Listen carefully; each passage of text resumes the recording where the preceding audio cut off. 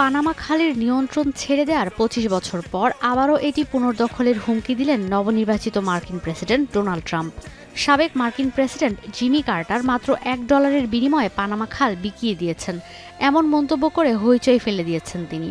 অ্যারিজোনায় সমর্থকদের উদ্দেশ্যে এক বক্তব্যে তিনি বলেন, যুক্তরাষ্ট্রের বন্দর দিয়ে পানামা খাল হয়ে ৭২% ট্রানজিট হয়। লাখ লাখ ডলার ব্যয় করে শ্রমিকদের জীবন উৎসর্গ করে এই খাল তৈরি করেছে যুক্তরাষ্ট্র, যার মূল্যমান বর্তমান সময়ে $1 লাখ কোটি বেশি। When President Jimmy Carter foolishly gave it away for $1. During his term in office, it was solely for Panama to manage and not for China or any other country to manage. You see what's going on there? China. Atlantic আর প্রশান্ত মহাসাগরের সংযোগ স্থাপনকারী ৮২ কিলোমিটারের কৃত্রিম এই জলপথকে যুক্তরাষ্ট্রের জাতীয় সম্পদ উল্লেখ করে তিনি বলেন, পানামা খাল ব্যবহারের জন্য যুক্তরাষ্ট্রের অর্থ পরিশোধের কথা না, সেখানে অতিরিক্ত শুল্ক পরিশোধ করতে হয়। মধ্য আমেরিকার এই জলপথের নিয়ন্ত্রণ যুক্তরাষ্ট্র ছেড়ে দেয় ১৯৯৯ সালে।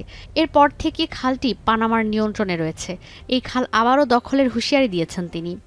You got to treat us fairly, and they haven't treated us fairly. If the principles, both moral and legal, of this magnanimous gesture of giving are not followed, then we will demand that the Panama Canal be returned to the United States of America.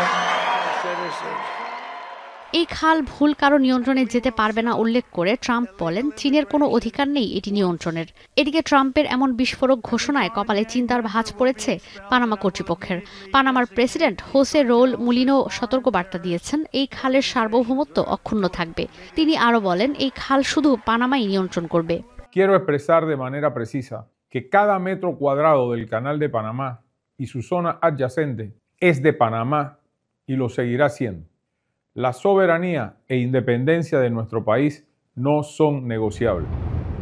Panama খালের সবচেয়ে বড় ব্যবহারকারী যুক্তরাষ্ট্র, এর পরের অবস্থানে রয়েছে চীন।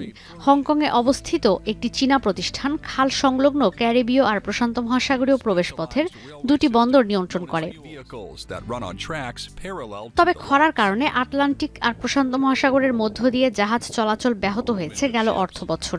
২০২৩ সালের অক্টোবর থেকে ২০২৪ সালের সেপ্টেম্বর পর্যন্ত মাত্র ৯,৯৪৪টি জাহাজ এই জলপথ অতিক্রম করেছে। গেল অর্থবছরে এই সংখ্যা ছিল ১৪,০৮০।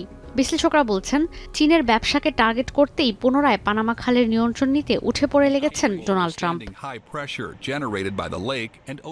ঈশিতা ব্রহ্ম, এখন বিশ্ব।